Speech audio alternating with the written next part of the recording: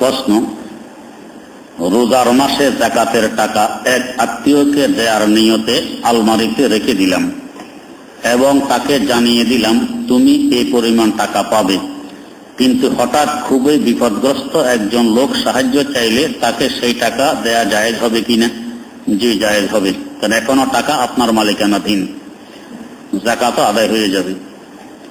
প্রশ্ন, বিধর্মী কোনো এক সন্তানহীন মহিলাকে কোনো তাবিজ, আমল বা জিকির আজকার দেয়া জায়েজ হবে কি?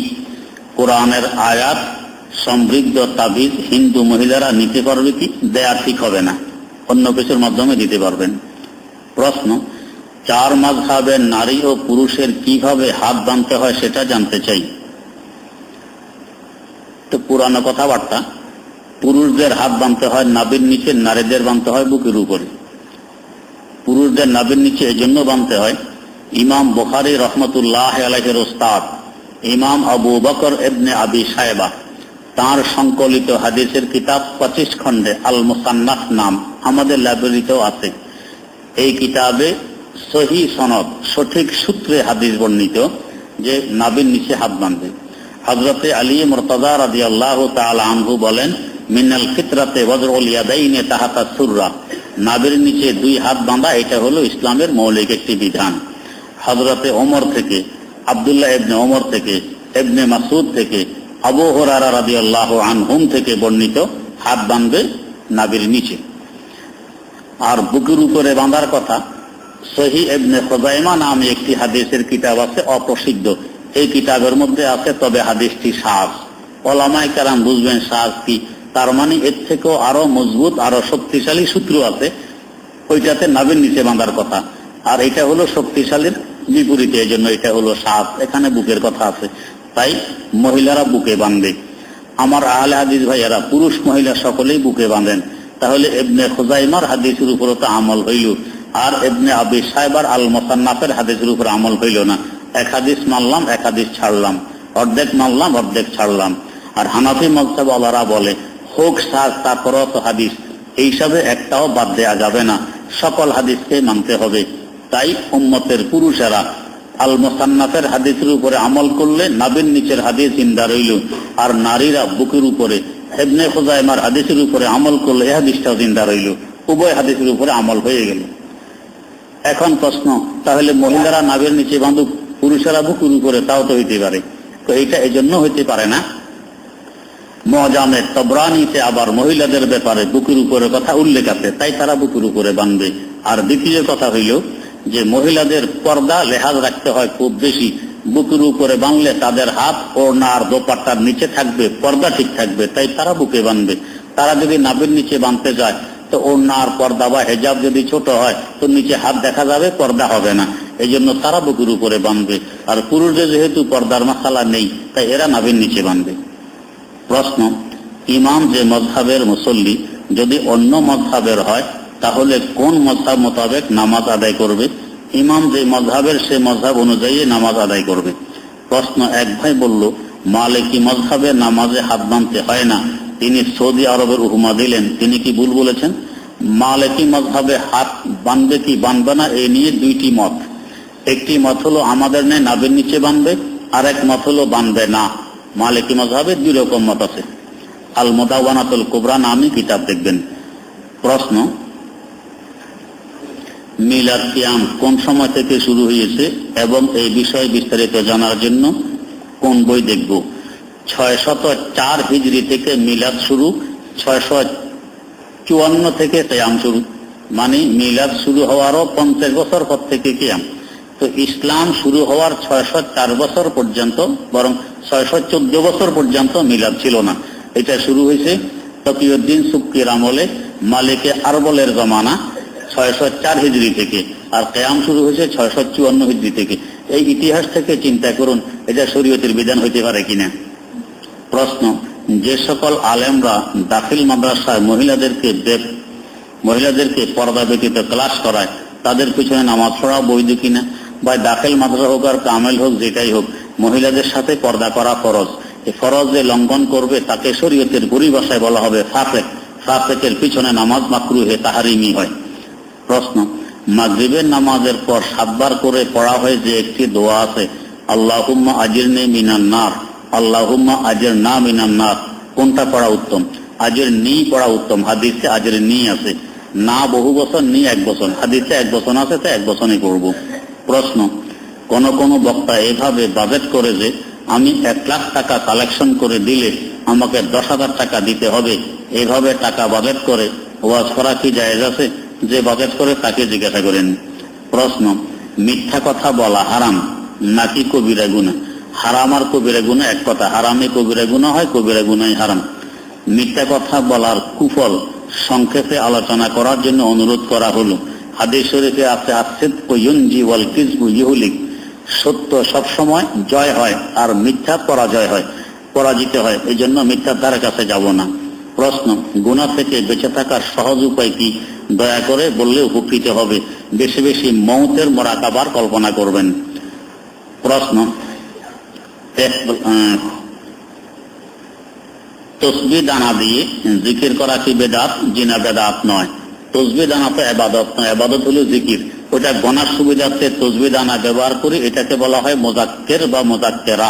এটা আমাকে স্মরণ করায় দেয় যে তসবিহ পড়ো বা কতবার পড়লাম, এই সুবিধা হয়। এই জন্য বেদাত হইতে হলে কোনো কাজকে ইবাদত হিসাবে করতে হয়, তারপরে বেদাতের প্রশ্ন। তসবির ছড়া তো আমরা ইবাদত হিসাবে ব্যবহার করি না, এখানে বেদাতের প্রশ্ন আসতে পারে না। প্রশ্ন, সূরা ইয়াসিন, রহমান, ওয়াকিয়া, মুলুক এগুলো কি যে কোনো সময় পড়া যায়? যে কোনো সময় পড়া যায়, তবে নির্দিষ্ট সময় পড়ার নির্দিষ্ট ফজিলত আছে। প্রশ্ন, জিকিরে লা ইলাহা ইল্লাল্লাহ পড়ব নাকি পূর্ণ কালেমা তৈয়্যিবা পড়ব? দুইভাবেই পড়তে পারবেন।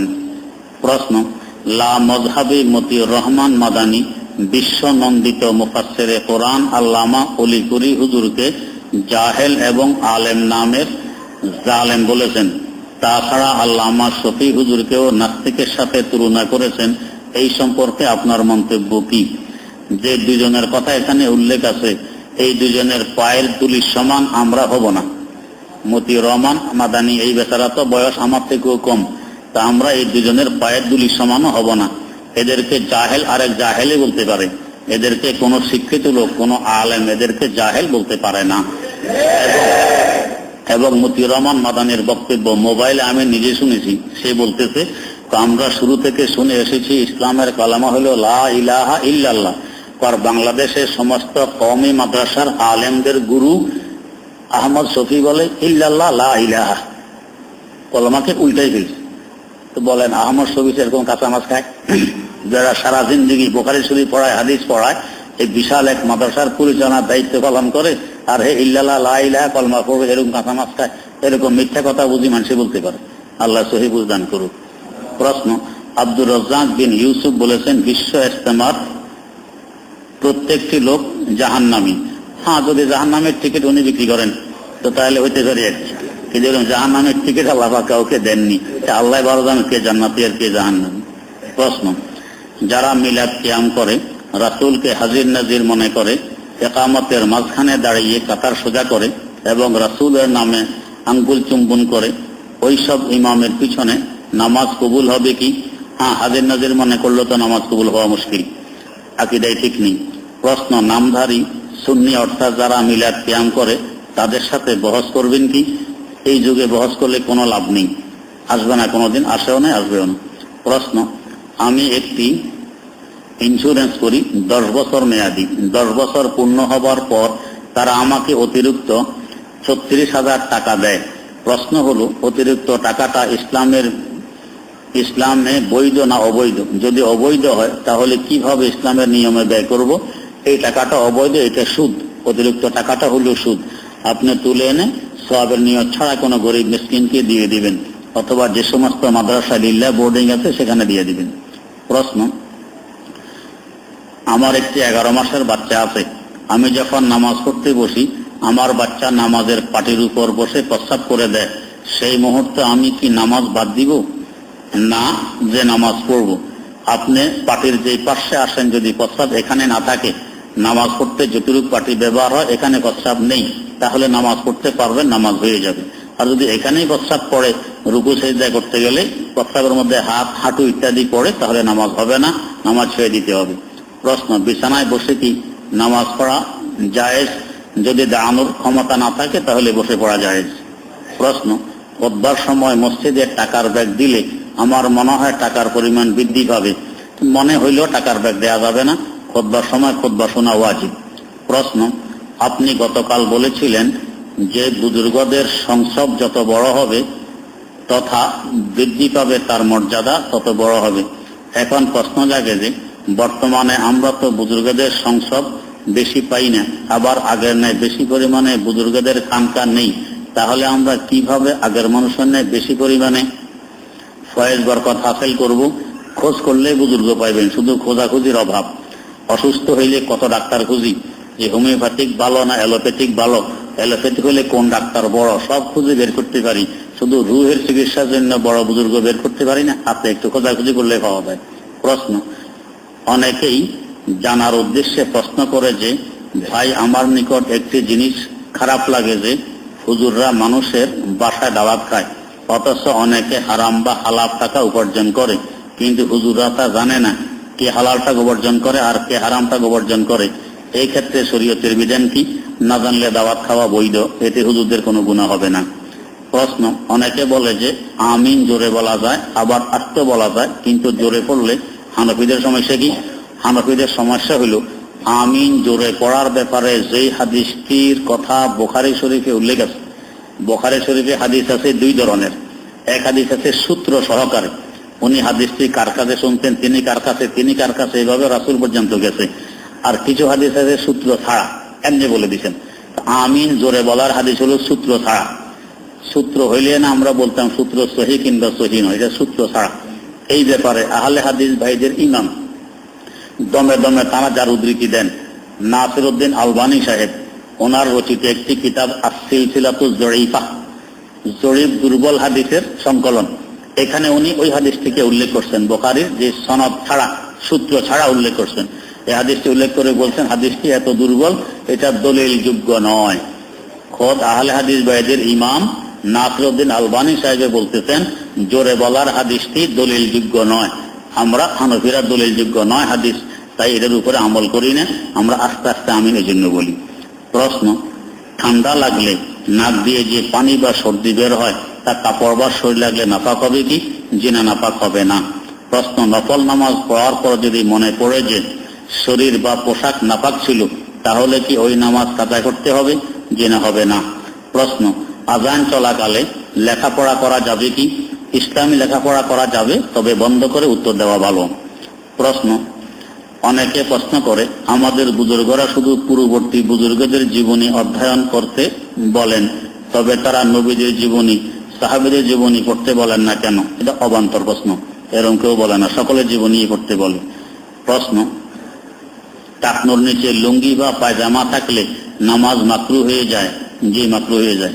প্রশ্ন, আনাল হক এত সমালোচিত কেন? ব্যাখ্যা অনুসারে জানতে চাই। এটার ব্যাখ্যা এখানে দিতে গেলে এত সময় এখন নেই। প্রশ্ন, ফরজ গোসল না করে রান্না করলে ওই খাবার হালাল হবে কি? জি, হালাল হবে। প্রশ্ন, আমার একজন পরিচিতা ওনার এলাকার এক তালিমে গিয়েছিলেন, সেখানে ওনাকে অর্থাৎ তালিমে বলা হয় যে পুরুষ ও মহিলাদের নামাজের মধ্যে কোনো পার্থক্য নেই, পুরুষরা যেভাবে নামাজ আদায় করে মহিলারাও সেভাবে নামাজ আদায় করবে।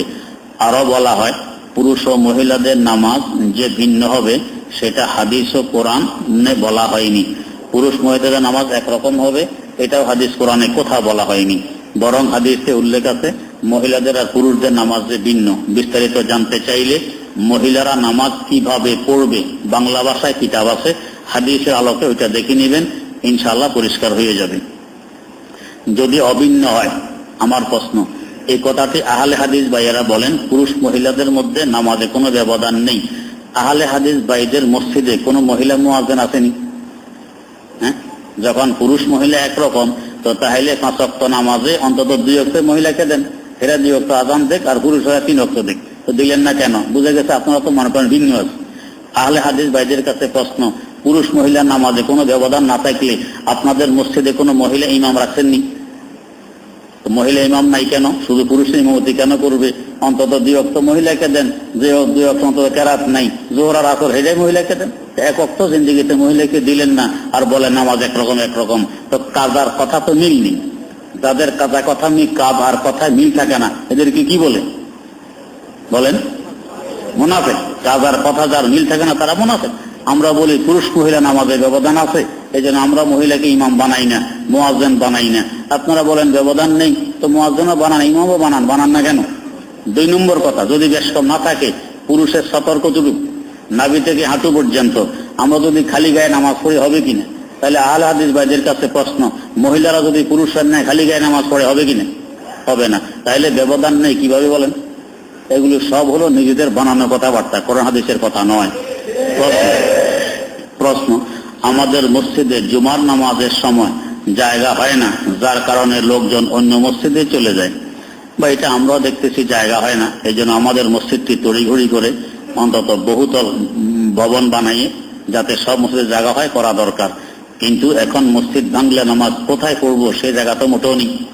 এই জন্য আমরা মাদ্রাসার কাজ ধরছি, ওইটা কিছু হয়ে গেলে এরপরে ইনশাল্লাহ মসজিদ ভাঙলে আমরা ওইখানে মুসল্লিরা দাঁড়াইতে পারবে। যেমন এবারও রমজানে বৃষ্টির সময় মুসল্লিরা আমাদের মাদ্রাসা ভবনে দাঁড়াইছে, এইভাবে 7, 8, 10 তলা হয়ে গেলে ওইখানে মুসল্লির জায়গা হবে, তখন মসজিদ ভাঙলে মুসল্লি নামাজ পড়তে পারবে। এখন আন্দাজুল শুধু ভাঙলিতে হবে না, ভাঙলে আমরা 5 ওয়াক্ত নামাজও তো পড়তে পারবো না। প্রশ্ন, জাকির নায়েক বলেছে আমি পাক্কা হানফি, পাক্কা শাফি, পাক্কা মালিকি, পাক্কা হাম্বলি, তার কথা ঠিক কিনা? তার কথা 100% মিথ্যা। কারণ হানফিরা ইমামের পিছনে কেরাত পড়ে না, শাফিরা পড়ে। তাহলে আমি যদি হানফি শাফি একসাথে হই, তো কেরাত না পড়লে হানফি, পড়লে শাফি, তো পড়া না পড়া কি একসাথে হওয়া যায়? তাহলে কথাটা কত বড় কাঁচা মিথ্যা গন্ত। এই ধরনের মিথ্যা কথা বলে বেড়াল্লাহ হেফাজত করুক। প্রশ্ন, আমাদের সাথে আপনার সাথে মুশফিকুর রহমান স্যার কি কথা বলে ছিল, দয়া করে বলবেন? এটা আপনার দরকার নেই। প্রশ্ন, জাকির বলেছে আল্লাহ নামই খাটো মানুষ লম্বা করতে পারে না, আর লম্বা মানুষকে খাটো করতে পারে না। ভাই বুঝি নেই কিছু। প্রশ্ন, আপনার জীবনে অনেক নামাজ, আমার জীবনে অনেক নামাজ কাজা হয়েছে, এখন আমি কাজা আদায় করতে চাই, হুজুরের নিকট প্রশ্ন, সুন্নতে মুআক্কাদার কাজা ফরজ নামাজের নিয়তে করতে পারবো কি? সুন্নতে মুআক্কাদার কাজা নেই, শুধু ফরজ আর ওয়াজিবের কাজা আছে। প্রশ্ন, আমি একটা মেয়েকে অনেক ভালোবাসি, মেয়েটিও আমাকে অনেক ভালোবাসে, এখন এমন কোন আমল আছে কি যা করলে আমরা একজন আরেকজনকে সারা জীবনের জন্য সহধর্মিণী হিসাবে মহান আল্লাহর কাছে পাইতে চাই? এগুলো হলো আজে বাজে কথাবার্তা, এ ধরনের আমল বৈধ নয়। প্রশ্ন, মারাত্মক অসুস্থতার কারণে এবং হুঁশ না থাকার কারণে অন্যকে স্মরণ করিয়ে দিলে, স্মরণে আসার কারণে নামাজের কথা স্মরণে আসলে এমন রোগের জন্য নামাজের হুকুম কি? নামাজ হয়ে যাবে, এদেরকে এভাবে স্মরণ করিয়ে দিবে, এটাই হুকুম। প্রশ্ন, আপনি এক তাফসীর মাহফিলে এক প্রশ্নের উত্তরে বলেছেন যারা আশহাদু আন্না মুহাম্মাদার রাসূলুল্লাহ বলার সময় নখের পিঠে চুমু দিয়ে চোখে মুছে দেয়, তারা আল্লাহ থেকে রাসূলকে বড় মনে করে। কিন্তু আমি একটি কিতাবে পেয়েছি রাসূল সাল্লাল্লাহু আলাইহি ওয়াসাল্লাম তাকে বেহেশতের দিকে টানিয়া লইয়া যাইবে। ইহা স্বামী শরহে ইলিয়াস ও জামে ও রুমুজ প্রভৃতি কিতাবে লিখিত আছে। এটা মৌজু কথা, জাল কথা। এটা জালালাইন শরীফের হাসিয়াও লিখিত আছে চুমু খাওয়ার কথা, কিন্তু হাদিসটি হলো জাল, এটা মৌজু, আমলযোগ্য নয়।